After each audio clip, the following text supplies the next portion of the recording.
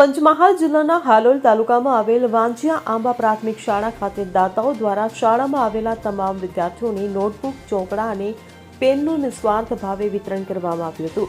તેમજ દાતાઓ દ્વારા વિદ્યાર્થીઓને ભોજન પણ કરાવવામાં આવ્યું હતું.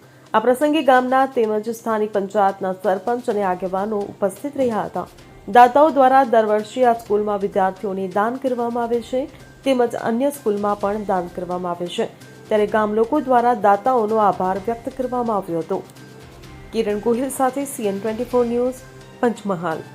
હવે જુઓ દેશ દુનિયાની તમામ ખબરો તમારી આંગળીના ટેરવે.